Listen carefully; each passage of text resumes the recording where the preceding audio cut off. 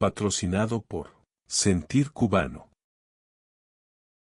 Mi nombre es Boris Larramendi. Yo nací en La Habana el 22 de julio de 1970, en el año de los 10 millones, en plenos carnavales, los primeros carnavales que se hacían unos cuantos años.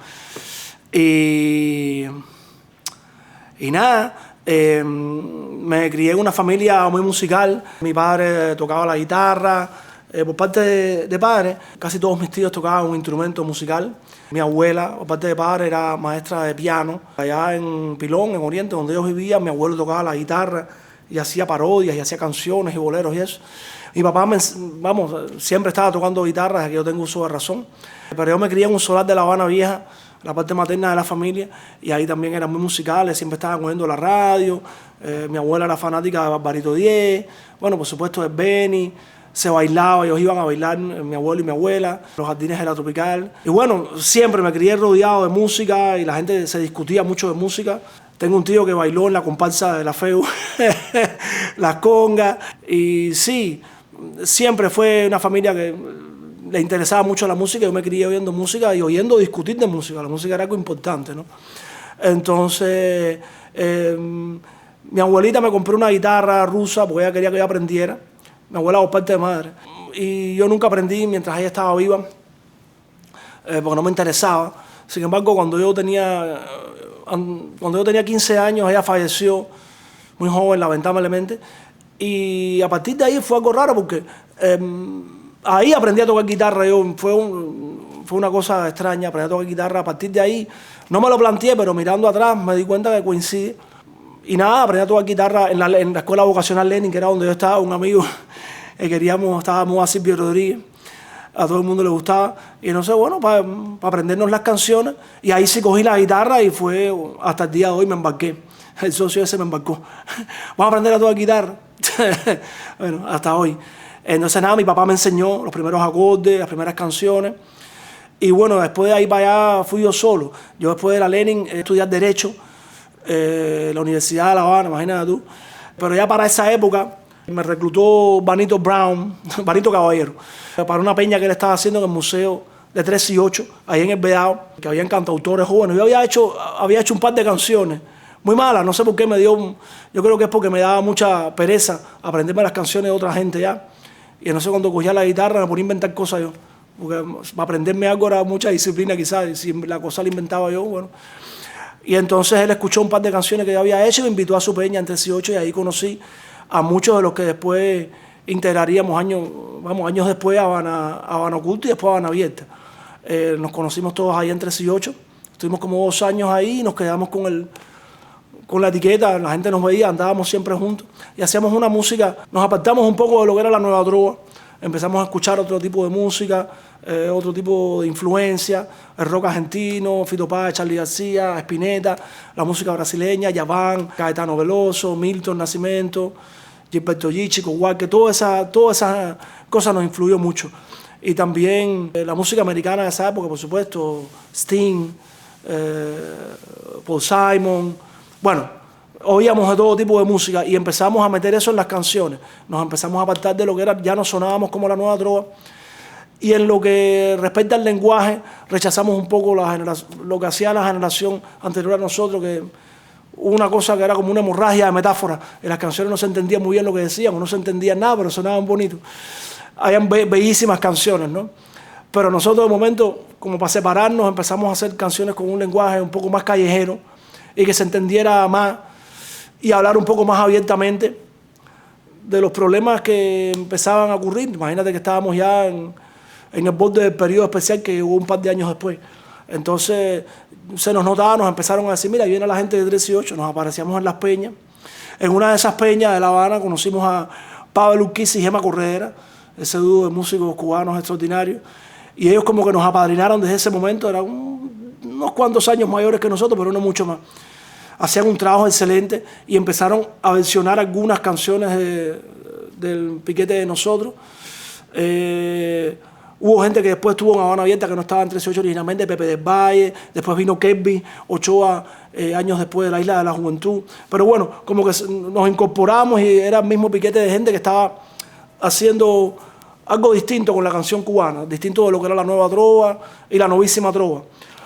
Después de aquello, Jaime y mi padre se fueron a España en un viaje, como hacía casi todo el mundo que tenía 2 dedos de frente en esa época, se quedó.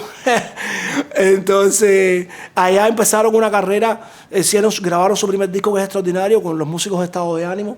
El grupo acompañante de Santiago Feliu en esa época, Robertico Casé, Semer Bueno, Hermes Ferrer y Ruy López Nusa, hicieron un disco allá en España y para nosotros fue una maravilla. Fue increíble, fue el primer disco compacto, así, CD, de algunos de nosotros y sonaba maravilloso y fue como que nos abrió las puertas. Ellos regresaron a Cuba como 2 o 3 años después de irse, ya como productores de un sello independiente español llamado Nube Negra, que se especializaba en música tradicional cubana. Ellos habían ya producido un disco para Omar Portuondo, un poco anticipando lo que iba a hacer después Buenavista Social Club. El dueño de esa compañía, Nube Negra se llamaba, estaba interesado en eso. Y ellos fueron a Cuba y yo creo que desobedeciendo un poco lo que él quería, lo que hicieron fue grabarnos una maqueta a muchos de sus amigos que estábamos ahí en el underground de La Habana y que ellos consideraban que era lo mejor que se estaba haciendo en la canción cubana en ese momento, que éramos nosotros. Ese disco se llamó Habana Oculta y gracias a ese disco algunos de nosotros viajamos a España un año después de que saliera. Nos empezaron a poner a la radio gracias a ese CD. El CD empezó a correr en la radio y como que nos fuimos haciendo personas y saliendo un poco del underground aquel en que estábamos. Y entonces, gracias a esa grabación, algunos de nosotros viajamos a España a promocionarla. Y llegando a España, coincidió que el Pablo Urquiza, una vez más, le habían pedido una canción para el disco de Ana Belén, la gran cantante española, que iba a hacer su disco de retorno. Hacía varios años que no sacaba un disco. Y en ese single iba a estar acompañada por Ketama. Le pidieron una canción a Pavel y Pavel enseñó, entre otras canciones, enseñó varias canciones y entre ellas una de Andy Villalón, uno de los integrantes de este, bueno, de aquello que era 13-8, de todo el ambiente de nosotros. Y esa canción enseguida enganchó, les gustó mucho, la grabaron Ana Belén y Ketama. Iba a ser el siguiente single. Cuando nosotros llegamos a España, ya aquello había pasado. Entonces, el director artístico de la compañía BMG España fue a vernos a uno de los locales en que empezamos a tocar. Nos daban los martes de agosto, el peor día de la semana en Madrid. Imagínate, agosto, que se va todo el mundo de vacaciones, y martes. Y nosotros llegábamos al Suristán, que era un sitio de música, world music, que le decían en esa época, músicas del mundo. Ahí vimos nosotros a Compay Segundo. Bueno, no te puedo ni contar cuánta gente alternaba en ese escenario. Y nosotros lo llenamos los martes de agosto. Ahí fue ese señor Manolo Aguilar a escucharnos, porque bueno, el autor de la canción esa, Tú me amas, iba a estar allí. Y le encantó lo que vio. Nosotros ya en Cuba, antes de irnos, cada uno de nosotros había hecho su proyecto. Yo tenía un grupo de rock que se llamaba Debajo. Ya había empezado a mezclar la música, la timba con el rock. Vanito y Alejandro Vanito y Alejandro no estuvieron en el Habana Oculta porque habían hecho un disco antes con Artex y se habían ido a Ecuador. Fueron los grandes ausentes de la Habana Oculta, pero después cuando enganchamos a La Habana Abierta los llamamos desde Ecuador hasta España. Todos teníamos un grupo, que Elvis tenía uno que se llamaba Cuatro Gatos, etcétera. Pero cuando viajamos a España, viajamos solo los compositores, los autores, ¿no? Y nos empezamos a defender. Fue como un retorno a lo que era la peña aquella de 13-8, porque estábamos solo con las guitarras y nos hacíamos voces, nos hacíamos coros y palmas. Y eso fue lo que este señor Manolo Aguilar vio. Y le encantó y nos fichó para BMG España. Hicimos un demo, estuvimos de los 90 días que teníamos de visa, estuvimos bastantes más. Estuvimos unos cuantos meses allá en España.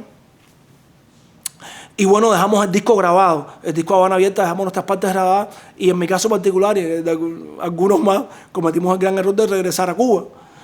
Porque habíamos salido esta vez por los hermanos ahí, fue una cosa muy difícil la primera vez que salimos de Cuba, a través de los hermanos ahí, mucha paranoia, nos demoraron el viaje, perdimos unos conciertos promocionales que teníamos. Eso fue en el año 96, hace 30 años de esto que te estoy contando. Entonces, cometimos el error después de todo eso de regresar a Cuba. Me acuerdo que dimos un concierto en la Casa de las Américas, nos llamaron.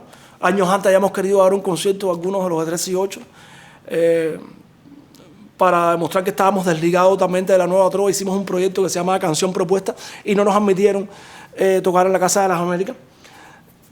Sus responsables. Sin embargo, años después, cuando regresamos de España ya triunfantes, no sé si nos llamaron y cantamos en la Casa de las Américas, la llenamos, vamos. espectacular. Pero para irnos nos demoraron de nuevo. Los hermanos ahí nos dijeron que ya no podíamos viajar a través de ellos, que no nos podían tramitar el permiso de salida. Y nos obligaron a entrar en una empresa del gobierno para que esta vez cuando viajáramos, supuestamente le diéramos dinero a una empresa del gobierno, que todavía nos están esperando. Hicimos la audición y nos aceptaron, y ellos nos tramitaron los papeles. Pero igual, fuimos tarde, y cuando llegamos a España esa vez, en el 97, gracias a toda esa demora, a Manolo Aguilar lo habían despedido, o se había ido, nunca me enteré bien, de la compañía, y el que entró siguiente no le gustaba la música cubana, era un señor que no entendía qué era ese disco, y lo engabató. O sea que cuando llegamos en el 97 la pasamos mal, pasamos como un año bastante malo, porque el disco no salía, nosotros estábamos embarcados ahí en Madrid, tocando, pero éramos muchos a repartir, éramos 8 personas en el proyecto. Entonces, pero bueno, el disco al fin salió, lo sacaron, el tipo nos hizo otro disco más, según contrato digamos 5 discos, y nos hizo otro disco más que fue el disco 24 horas. Ya para ese disco, 2 de los que originales, Luis Alberto Barbería y Andy Villalón, por cierto, quisieron hacer un dúo ellos aparte, lanzarse aparte, porque el primer disco no funcionó en España. Tú me amas, sí, sonó bastante, pero los demás singles ya no pasó nada, éramos 8. Tocamos bastante por España, íbamos con la guitarra, pero el disco sonaba con instrumentos, con banda, como lo teníamos pensado nosotros. Quizás debíamos haberlo grabado guitarra al principio, pero veníamos de Cuba, como que guitarra, yo quiero la sinfónica aquí. No, sinfónica no, pero todos los instrumentos. Ese primer disco grabamos, no nos cortamos para nada. Pero sin embargo íbamos después a defenderlo cuando por fin salió a guitarra. O sea, no tenía nada que ver. El disco no funcionó. Nos grabaron el siguiente disco que fue 24 horas. Que ya todo el mundo más o menos se enfocó en la cosa de mezclar la timba con el rock y toda esa historia. Y lo grabamos muy bien, pero con ese disco tampoco pasó nada en España. Y al cabo de como el año, la discográfica nos dio la carta, nos pidió otro demo, no le gustó, y nos dio la carta de libertad. Gracias a Dios, porque le debíamos 5 discos, podían habernos estado pidiendo, no me gustan estas canciones, mándame más, y habernos tenido amarrados. Nos dio la carta de libertad y ficharon a Kelvis Ochoa, que hizo su primer disco con ellos. Entonces, nosotros nos quedamos así un poco en el aire, los demás no teníamos nada. Yo empecé a trabajar en otras cosas, nació mi hija, porque en el interín, hace 30 años va a pasar que mi esposa y yo tuvimos nuestro primer encuentro romántico en Madrid. Mi esposa, la chalista, excelente, y Falcón Caravan, todos estos discos que estamos hablando. Mi musa particular, bueno, habíamos empatado, vaya. Y ya en ese momento, ya después de todo esto, de 24 horas, ya yo tenía una hija, me puse a trabajar en otras cosas, un poco pimpineando lo difícil que era en España en ese momento. Pero seguí presentando maquetas porque el productor que le hizo el disco a Kelvis, Alejo Stivel, un productor muy importante de esa época, que fue cantante de un grupo de rock mítico de España de los 70, que se llamaba Tequila. Después estaba productor y acababa, por ejemplo, de producir el disco 19 días y 500 noches de Joaquín Sabina. No ser el productor que más cotizado era, y a ese llamó la discográfica para que le hiciera el disco a Kelvis, que se lo produjo, que el disco está muy bonito. Con ese disco tampoco pasó nada en España. Es como que la música cubana esa en España la ponían en unos canales que quizás no tenían que poner. Nos ponían en la misma radio de Chayanne y de Ricky Martin, esa cosa. Y entonces era un poco que no tenía nada que ver. Entonces, pero ese productor le dijo a la compañía que los únicos que le interesaba trabajar éramos Kelvis y yo. Entonces me dijo, no, yo te voy enséñame canciones que yo te voy a buscar una discográfica. Él. Y entonces estuve presentándole canciones, haciendo maquetas, hasta que finalmente pude grabar con él mi primer disco, Yo no tengo la culpa, que es más que más se conoció mío por esa época, que lo grabé allá en España. Él lo grabó las primeras 6 canciones, después salió a buscar una discográfica, la encontró. Y mi disco salió en el 2002. Por esa época, Kelvis había ido a Cuba por primera vez después de todos esos años, porque estábamos ilegales en España y todo, y él regresó a Cuba de visita. Y tocó en el Teatro Nacional.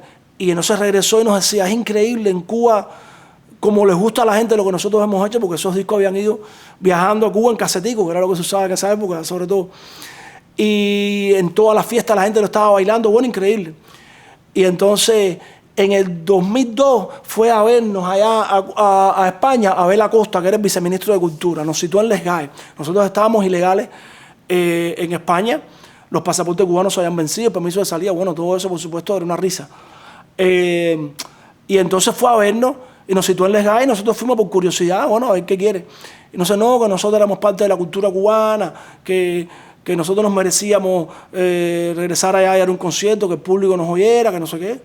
Y entonces me acuerdo que le dijimos, bueno, nosotros no tenemos, los pasaportes están vencidos, no estamos ilegales. No, no se preocupe, se los arreglamos. Oye, yo no tengo casa en Cuba porque ya me la quitaron, porque ya me quedé. No, no te preocupes, te ponemos una casa de protocolo en Quinta Avenida. No, pero no tengo libreta, no tengo que comer, no, te ponemos comida. Y entonces nos pagaron los pasajes y fuimos a Cuba a tocar en enero del 2003. Y hicimos cada uno de nosotros, los que viajaron, porque hubo uno de nosotros que no quiso ir, Pepe del Valle, que le tenía miedo a volar. Y entonces fuimos a Cuba y dimos una tanda de conciertos cada uno en el Teatro Nacional, en la Casa de las Américas, y terminamos en la Tropical, que dimos un concierto del proyecto entero y llenamos la Tropical. Fue una cosa mítica. Jorge Perugorría firmó todo y Arturo Soto firmaron toda aquella peripecia, ¿no? Hicieron un documental con eso. Fue una cosa muy rara, todo aquello, porque me acuerdo que era cuando Cacho estaba empezando su gran ascenso al Olimpo, y nos estuvo allá en una casa de protocolo que le habían dado, y de momento nosotros estábamos almorzando con gente que no sabíamos quiénes éramos, invitadas por él. Resulta que habían hijos de Fidel ahí, todo. Vamos, fue una cosa un poco todo surrealista. Pues cuando nos reunimos con Abel Acosta, ya estando en Cuba, él nos dice, ustedes saben que ustedes tienen unas canciones, que bueno, que a lo mejor... Y yo le dije, mira, pero esas canciones que tú estás diciendo son precisamente las canciones que han hecho que la gente se enamore de este proyecto y lo tenga en su corazón, ¿entiendes? Entonces, si nosotros no cantamos esas canciones, la gente va a pensar que tú nos estás censurando y tú no nos quieres censurar, ¿verdad? Tipo, no. Entonces, así se cantaron todas esas canciones. Bueno, Divino Guión y todo Ritmo Sabroso y Malán y Marché Bien, todo lo que se cantó que no debía ser cantado. Se cantó. Era un poco raro porque había como que, era como si quisieran hacer una apertura y no sé. Bueno, esa luna de miel duró poco. Al día siguiente de la Tropical, 2 días después, yo tenía que viajar ya a España. Yo había dejado a mi mujer y a mi hija en España. Y yo tenía mi pasaje. Pero claro, el pasaporte cubano yo he tenido que entregarlo en Cultura, porque el mío estaba vencido. Me mandaron un tipo con un bigotón al aeropuerto que andaba dando vueltas cuando llegamos. El chino y yo, Nanzán, estábamos sentados, porque no podíamos entrar. Y el bigotón de momento nos dijo, ustedes no, somos solo músicos cubanos. Y dice, ay, perdón, yo los estaba buscando, pero es que no parecen cubanos, ¿no? Entonces entregamos el pasaporte ahí, claro, a la hora de irme, yo no tenía pasaporte todavía. O sea, yo me fui, ese día por la mañana, llamamos a Rosa Teresa, que era la encargada de todo aquello, le digo, ven acá mi pasaporte. Y dice, no, eso no está todavía, está en inmigración. Y yo, pero yo me tengo que ir hoy. Y dice, no, cambia el pasaje. Pero ¿cómo voy a cambiar el pasaje? ¿Tú estás loca? ¿Con qué dinero? ¿Y qué pasaje voy a cambiar? Yo me tengo que ir hoy, yo me quiero ir hoy. No, pero bueno, eso están.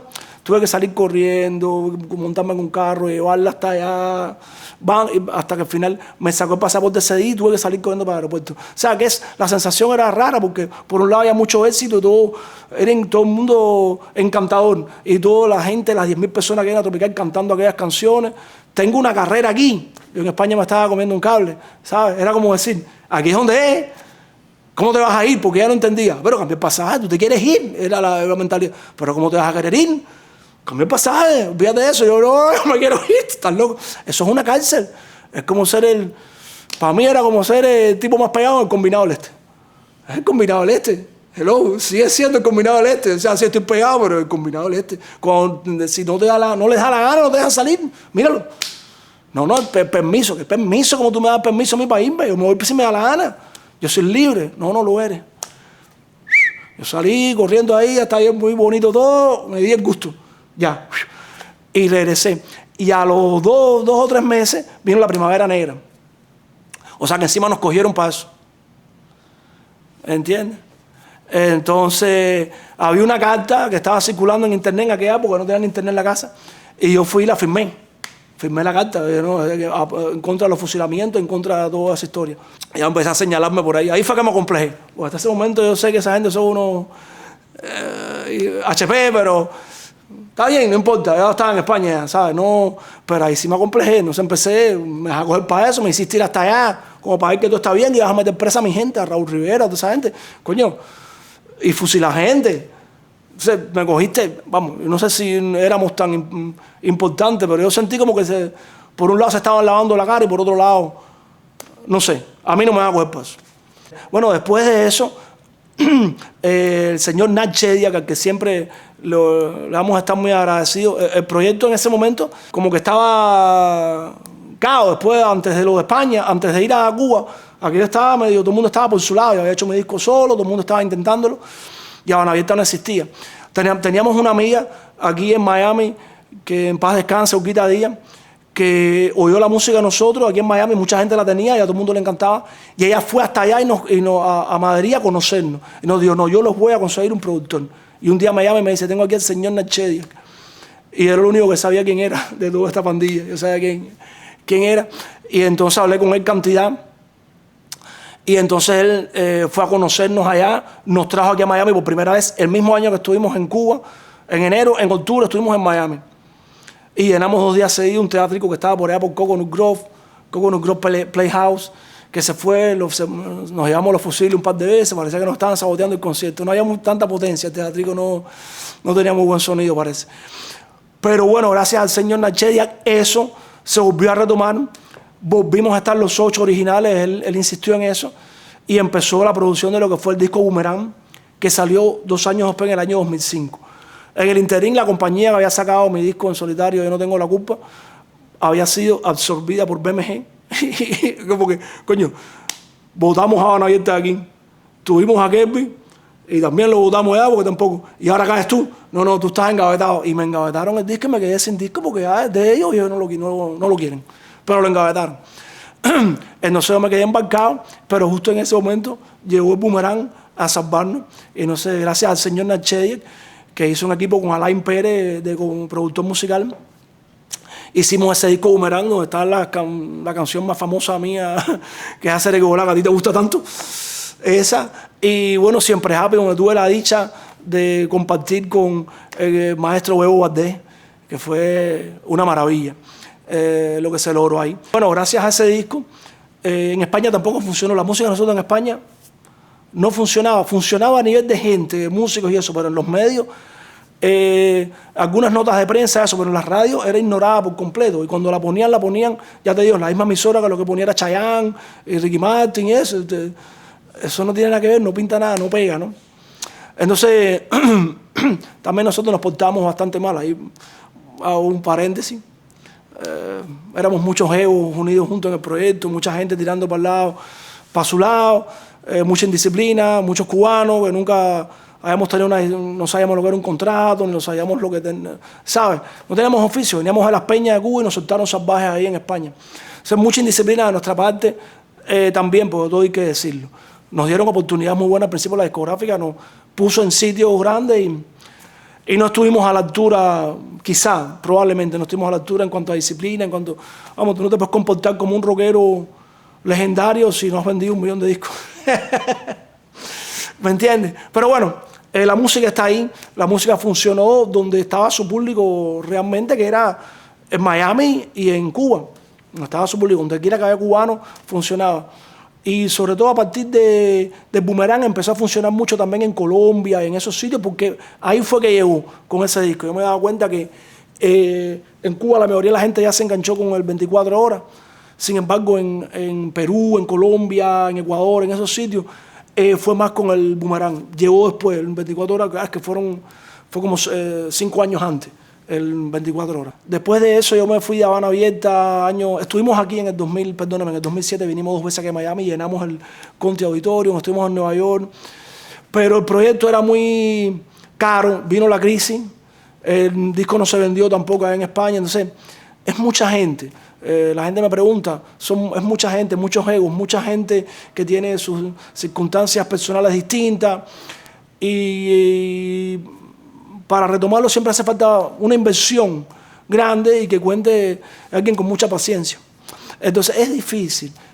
Yo tomé la decisión en el 2008 por motivos personales y broncas y cosas, aparte de eso no era negocio. Empezó la crisis, yo estoy escachado, decidí hacer mi música yo aparte. Y empecé a aprender, me compré un Pro Tools Gracias a Havana Blues, salió la película Havana Blues, que en un principio la música iba a ser basada, la música le iba a ser Habana Abierta. Cuando apareció el dinero y la discográfica, dijeron que de Habana Abierta nada y se le encargaron a otra gente. Amigos nuestros, Kiki, Ferrer, Dayan Abad, terminó cantando las canciones X Alfonso, que hizo las letras. La película fue un exitazo. Pero después cuando querían sacar de gira la banda no existía porque era de mentirita. Y no se formaron la banda, X no quiso ir porque estaba en Cuba a sacar un disco él. Y esta gente hicieron un casting, formaron la banda y al final terminé cantando yo las canciones esas. Hicimos una gira por España y se funcionaba bastante bien porque además la mitad del concierto era con canciones Habana Abierta. Íbamos Kelvis y yo cantando las canciones de la película. Y después de la mitad eran como 6 o 7 canciones. Que cantábamos las canciones de Habana Abierta, Boomerang, que estaba a punto de salir, no había salido al mercado. Todo eso coincidió en el mismo momento. Me compré un Pro Tools, aprendí a usarlo, aprendí a grabar gracias a ese dinero.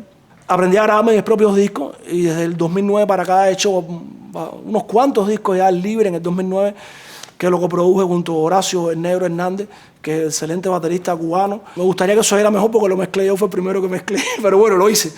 Y lo hice y lo empecé a vender en los conciertos. España estaba en tremenda crisis en esa época, era dificilísimo.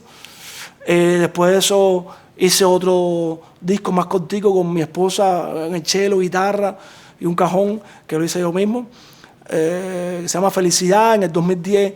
Eso fue en el 2010. En el 2013 hice la Cibertín Valle Bárbaro, que te lo mandé a ti a Colombia, que se hizo un crowdfunding y gané dinero con un disco por primera vez. Todo fue una cosa con mucha electrónica y me gusta ese disco. Y después llegando aquí hice el Samurai, ya llegando aquí. Después hice Yo Vine a Querer en el 2021 y ahora tengo un disco nuevo que se llama Oye, para que lo oiga, que le acabo de hacer un vinilo para los nostálgicos, la gente como yo. Está a la venta ya, está en todas mis redes sociales, está el link. Lo encargan, se lo fabrican, es contrapedido. El disco no está hecho, tú quieres uno, te fabrican ese y te lo mandan. Entonces, y nada, en el 2014 tomamos la decisión de venir a Miami. Todo este tiempo yo estaba allá realmente. La que aportaba el dinero era mi esposa, teníamos una niña y la situación en España se puso muy, muy, muy difícil, no había trabajo de ningún tipo. Y en el 2014 tomamos la decisión de venir para acá. En el 2013 la última vez que estuve en Cuba, me invitado por Estado de SATS, porque durante todo ese tiempo empezó el tema de internet y participé en campañas. Cuando la muerte de Orlando Zapata, Tamayo, hicimos campaña. Empezamos cuando Pánfilo, aquí lo que hace falta es Jama, que en paz descanse, creo que falleció también. Campañas, canciones. Tenía tiempo libre, tenía una computadora o internet, no sé, yo hacía mis grabaciones y participaba de esa forma en el activismo contra esa... En fin, no se acaba. Pero bueno, en el 2013 invitado por Estado de SATS, que me parecía un proyecto súper ecuménico, incorporaba a todo el mundo y hacía unas cosas muy interesantes. Me invitaron a cantar allá en el primer encuentro sobre derechos humanos y pactos de la ONU. Y entonces fui hasta allá, canté, y era cantar dentro de la casa de Antonio Rodiles, y sin embargo nos metieron en un meeting de repudio y estuve 3 días dentro de la casa, durante los cuales se filmó el documental Gusano, que se los recomiendo mucho. Ellos firmaron todos de la azotea como les hacían en meeting, salieron a la calle y los golpeaban. Bueno, en fin, di un concierto a guitarra nada más y en los arrecifes de la parte de atrás estaba la gente de la seguridad del Estado, tú los veías asomados. Aquello fue terrible. A mí me sorprendió que me dejaran entrar a Cuba, porque yo ya había estado muy embarrado con todo el activismo y eso online, firmando cartas, haciendo canciones. Había recibido a la gente del grupo de los 75 cuando fueron los primeros que llegaron allá a España.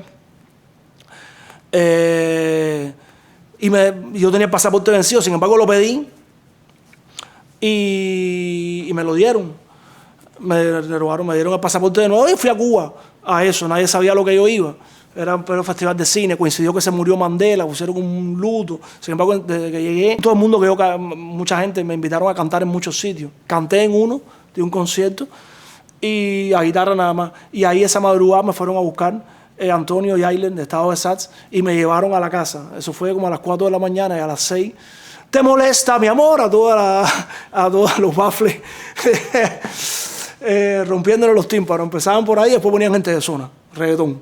Y estaba toda la policía, pues traían niños, bueno, una cosa espantosa. Y estuve como 3 días ahí, yo no me imaginaba que fueran a hacer un mitin de repudio porque hasta ese momento nunca se lo habían hecho así. Pero ya a partir de ahí fue duro lo que tuvieron que pasar. El último día iban a traer, ya los hayan metido presos, los que se han aventurado a salir, nos cortaron el teléfono y yo estaba dando el concierto y yo, bueno, aquí voy preso. Y entonces estaban anunciando que iba a poner una pipa de cerveza y la revés. Elito revés, charango, aquí me van a machetear cuando salga. De noche, imagínate, sin embargo, cayó un aguacero, liberaron a esa gente, era un poco muy raro todo. Los liberaron esa misma noche y yo cogí un carro, escondí y me fui. Y ya a los 2 días ya me embarqué, yo tenía el teléfono listo para mandar un mensaje si me cogían o algo, porque yo estaba acojonado. Pero no pasó más nada. Entonces, yo pienso en ese momento, fue la primera vez que Obama y Raúl Castro se dieron la mano en el funeral de Mandela. Lo que no sabíamos, y quizás por eso dejaron pasar todo aquello, le dieron unos cuantos galletazos a la gente, no sé qué, pero lo soltaban. Mientras estábamos en la casa, entraba una funcionaria de la oficina de intereses, que era en esa época, americana, a la casa. Me acuerdo que había un tipo que estaba en el mitin de República cantando, que se llama Arnaldo, tiene un grupo que se llama El Talismán, no sé qué cosa, estaba cantando y el otro día cantaba en Miami.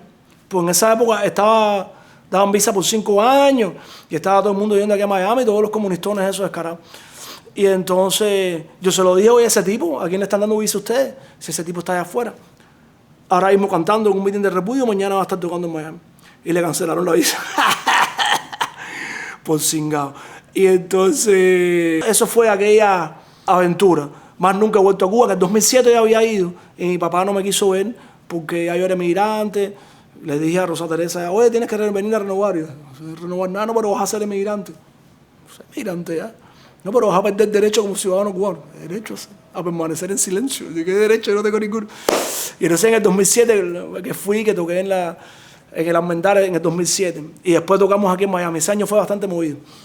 Pero bueno, eso fue antes. En el 2013 fue la última vez que he ido. No he regresado más porque, bueno, me pasó eso. Pasó escopeta. Entonces, nada, en el 2014 decidimos venir, mi esposo y yo, para acá, para Miami, con mi hija. Y realmente que ha sido de las mejores decisiones que he tomado en mi vida, que hemos tomado, de verdad. Increíble cómo nos ha cambiado la vida para bien. Trabajando mucho desde que llegamos, los dos, como seguimos ahora. Con deuda como las tiene todo el mundo. Aquí, tú sabes, el IRS, el crédito, pues pago por aquí, de por allá. Pero aquí uno se puede desenvolver y no he parado de hacer mi música. He tenido 1000 trabajos distintos de cualquier cosa. Pero no he parado de hacer música, de hacer mis discos y de dar conciertos aquí y bueno, seguir luchando, que es lo que hace falta. En cine he colaborado aquí en Miami con Lilo y La Plana, sobre todo aquí con sus películas El Caballo, La Casa Vacía, Leyendas del Exilio y no sé, alguna otra que me falte por ahí porque ahora no me acuerdo bien, pero sé que hay más por ahí. Videoclips y nada. Aquí seguimos, pero bueno, nada, hemos hecho videoclips, discos, presenté un disco en el Museo de la Diáspora, Yo Vine a Querer, muy honrado por eso.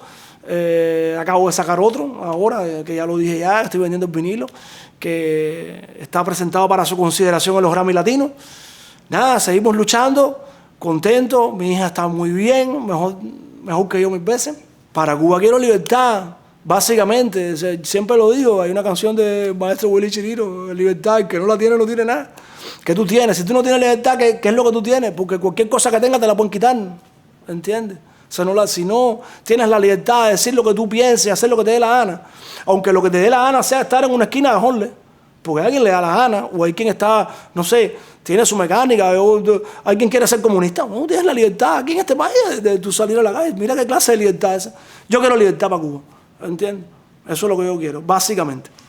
Patrocinado por Sentir Cubano.